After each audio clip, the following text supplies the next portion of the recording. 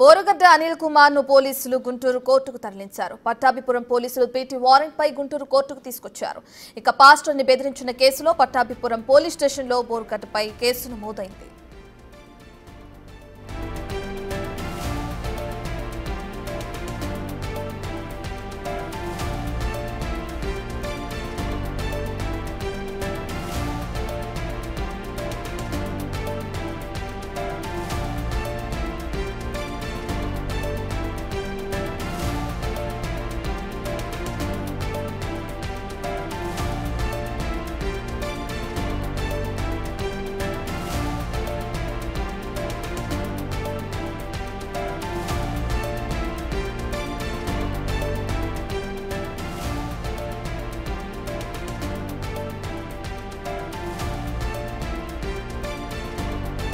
పూర్తి డీటెయిల్స్ అందించడానికి మా ప్రతినిధి సాయి శంకర్ లైవ్ లో జాయిన్ అవుతున్నారు. రెడ్ సాయి శంకర్, బోరగడ్డ అనిల్ కుమార్ గురించి మనందరికి తెలిసిన విషయం. ఇప్పటికీ ఆయన్ని పోలీసులు అరెస్ట్ చేయడం కూడా మనకు తెలిసింది.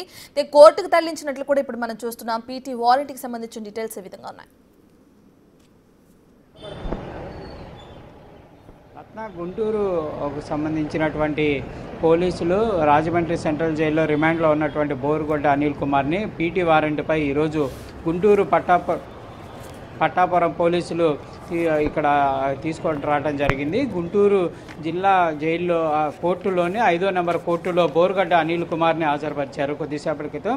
ప్రస్తుతం పట్టాపురం పోలీస్ స్టేషన్లో నమోదైనటువంటి ఒక కేసుకు సంబంధించినటువంటి పీటీ వారెంట్ వేయడం జరిగింది. అయితే ఒక పాస్టర్కి నిధులు ఇప్పిస్తామంటూ కూడా ఆయన దగ్గర డబ్బులు తీసుకొని మోసం చేసినట్లు కూడా పాస్టర్ పట్టాపురం పోలీసులకు ఫిర్యాదు చేయడం జరిగింది. ఈ కేసుకు సంబంధించిన అంశంలో గతంలోనే కేసు నమోదు చేసినప్పటికీ కూడా ఇప్పటివరకు అయితే బోరగడ్డ అనిల్ కుమార్ని అరెస్ట్ చేసినటువంటి పరిస్థితి లేదు. దీంతో పీటీ వారెంట్ పైన ఈరోజు తీసుకొని వచ్చి డైరెక్ట్గా జిల్లా కోర్టులో హాజరుపరచడం జరిగింది. మరి ఈ కోర్టు విచారణలో భాగంగా ప్రస్తుతం అయితే బోరగడ్డ అనిల్ దగ్గర నుంచి వాగ్మూలం తీసుకుంటున్నట్టు తెలుస్తుంది. ఆ కేసుకు సంబంధించినటువంటి అంశాలు, అసలు ఏమేమి అంశాలపైన ఆయన దగ్గర డబ్బులు తీసుకోవడం జరిగింది, ఎందుకు ఆ రోజు ఆయనకి ఏమేమి అంశాలు చెప్పడం జరిగింది, ఇవన్నీ కూడా బోరగడ్డ దగ్గర నుంచి కూడా వాగ్మూలం రికార్డు చేస్తున్నట్టు కూడా తెలుస్తుంది. మరికొద్ది సేపట్లోనే దీనికి సంబంధించినటువంటి జడ్జిమెంట్ కూడా వచ్చేటటువంటి అవకాశాలు అయితే కనిపిస్తున్నాయి. అయితే బోరగడ్డ అనిల్ కుమార్కి సంబంధించి ప్రస్తుతం నిన్నే మధ్యాంతర బెయిల్కి సంబంధించినటువంటి అంశంలో హాజరవ్వాల్సి ఉన్నప్పటికీ కూడా నేను హాజరవ్వకుండా ఈరోజు ఉదయం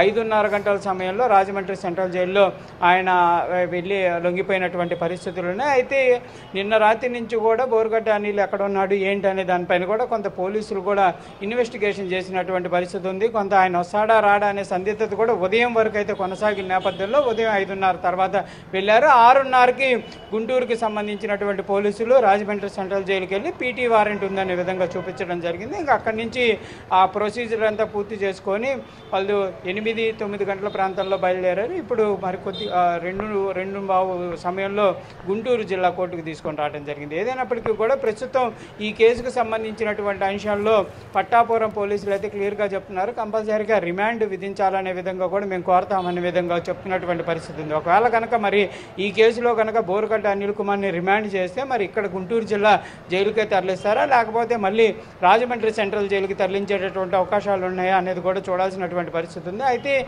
బోరగడ్డ అనిల్ కుమార్ సంబంధించినటువంటి న్యాయవాదులు కూడా వచ్చినట్టు తెలుస్తుంది. వాళ్ళు కూడా క్లియర్గా ఇది సివిల్ మ్యాటర్కి సంబంధించినటువంటి అంశం కాబట్టి తాము అబ్జెక్షన్ కోరేటటువంటి అవకాశాలు ఉంటాయనే విధంగా వాళ్ళు చెప్తున్నారు. ఏదైనప్పటికీ కూడా ఇది అతన్ని మాయబొచ్చడం, మాయ మాటలు చెప్పి అతని దగ్గర డబ్బులు తీసుకోవడం ఇదంతా కూడా 420 కింద సెక్షన్ల కింద వస్తాయి కాబట్టి కంపల్సరీగా ఇందులో రిమాండ్ చేసేటటువంటి అవకాశాలు కూడా ఉన్నాయనే విధంగా కూడా పోలీసుల నుంచి వర్షన్ అయితే వినిపిస్తున్నటువంటి పరిస్థితి ఉంది.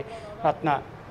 రైట్ సాయి, మీరు చెప్పినట్లుగానే ఒకవేళ రిమాండ్ కనుక పోలీసులు అడిగితే రిమాండ్ విధించిన తర్వాత అతన్ని ఏ విధంగా అంటే ఏ కోణంలో ప్రశ్నించే అవకాశం కనిపిస్తుందంటారు? పోలీసులు ఏ అంశాల గురించి ప్రశ్నించే అవకాశం కనిపిస్తుందంటారు?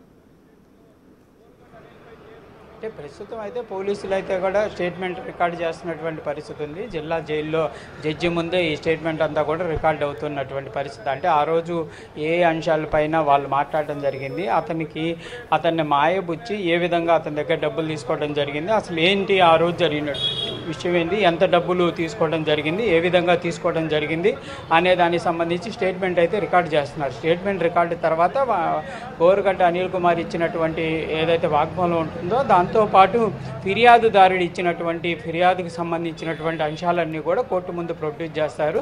ఇటు బోరుగడ్డ అనిల్ కుమార్కి సంబంధించినటువంటి న్యాయవాదులు కూడా వాదనలు వినిపించేటటువంటి అవకాశాలు ఉంటాయి. దాంతోపాటు ఈ ఫిర్యాదు చేసినటువంటి వ్యక్తి తరపు పోలీసులు కూడా వాదనలు చెప్తారు. వీళ్ళిద్దరిలో ఎవరు వాదనలు జడ్జి ఏకీభవిస్తే వారికి సంబంధించినటువంటి అంశాల్లో, ఒకవేళ కనుక పోలీసులు కనుక పెట్టినటువంటి కేసుకు సంబంధించినటువంటి అంశాల్లో పోలీసులు వాదనలు కనుక ఏకీభవిస్తే కంపల్సరీగా రిమాండ్ చేసేటటువంటి అవకాశాలు ఉంటాయి. లేదు బోరుగడ్డ అనిల్ కుమార్కి సంబంధించినటువంటి వాదనలు ఏకీభవిస్తే మాత్రం ఆయనకి బెయిల్ ఇచ్చేటటువంటి అవకాశాలు ఉంటాయి. ఎందుకంటే వాళ్ళు క్లియర్గా చెప్తున్నారు ఇది బెయిలబుల్ సెక్షన్ కిందే ఉందనే విధంగా చెప్తున్నటువంటి పరిస్థితి ఉంది. మరి చూడాలి జడ్జి ఎలాంటి స్టేట్మెంట్ ఇస్తారు, ఎలాంటి జడ్జిమెంట్ ఇస్తారు అనేది కూడా చూడాలి. కంపల్సరీగా రిమాండ్ అయితే జరిగేటటువంటి అవకాశాలు అయితే ఉన్నట్టు కూడా తెలిసినటువంటి పరిస్థితి ఉంది. Right, thank you Sai.